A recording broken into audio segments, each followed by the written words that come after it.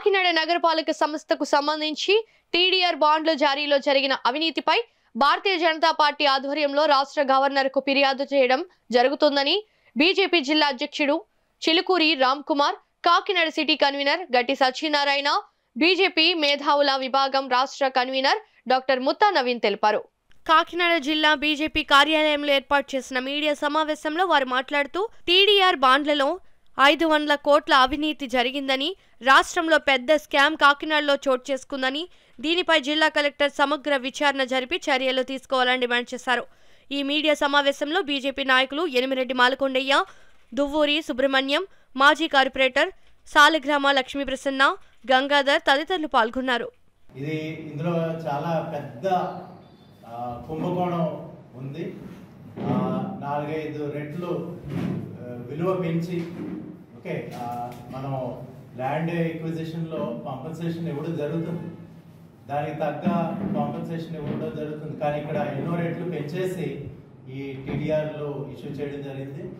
ఈ టీడీఆర్లు అన్నది పెద్ద స్కామ్ నడుస్తూ ఉంది మనకి రాష్ట్రంలోనే. ఇందులో మంత్రి గారు కూడా ఇన్వాల్వ్ అయ్యారని కూడా ఆరోపణలు రావడం జరిగింది. తణుకులో ముఖ్యంగా తణుకు కేంద్రంగా జరిగింది. ఈ టీడీఆర్లు ఇక్కడి నుంచి విశాఖపట్నం, హైదరాబాద్ వాళ్ళు కొనే అవకాశం ఉంది. ఆల్రెడీ కొంతమంది ఈ విషయం తెలియక ఒక 15 కోట్ల వరకు కూడా టీడీఆర్లు కొనుక్కోవడం జరిగింది. వాళ్ళంతా కూడా ఇబ్బందులు పడతారు. ఈ విషయాన్ని మేము డిస్ట్రిక్ట్ కలెక్టర్ గారికి, అదేవిధంగా గవర్నర్ గారికి కూడా రిప్రజెంటేషన్ పంపడం జరిగింది. మన వేస్ట్ మేనేజ్మెంట్ ఒక ప్లాంట్ పెట్టాల్సిన అవసరం ఏముంది? ఇది ఒక్కటే మీ అందరికీ తెలియజేస్తుంది. ఇందులో ఎంత స్కామ్ జరిగిందని, ఎంతమంది ఇన్వాల్వ్ అయ్యి ఉన్నారని, ఎందుకు వాళ్ళ అవసరం తీసుకొచ్చేది అనేది వివరిస్తుంది. మన కాకినాడలో ఎన్నో ప్రభుత్వ భూములు ఉన్నాయి. ఆ పక్క రోడ్లోనే జిఎఫ్సిఎల్ భూములు ఉన్నాయి, ఆ పక్క రోడ్లోనే ఎన్ఎఫ్సిఎల్ భూములు ఉన్నాయి. లేకపోతే మేడలైన్లో 150 ఎకరాల ప్రభుత్వ భూమి ఉంది.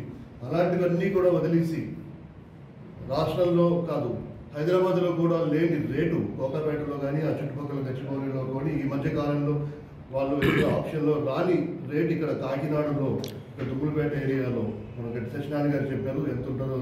దానికి ఆ రేటు ఇచ్చి ఇవ్వాల్సిన అవసరం ఏమొచ్చిందని చెప్పేసి నేను నిందిస్తున్నాను. ఈ విధంగా మున్సిపాలిటీకి అదనంగా బడ్జెట్ వేస్తున్నారు.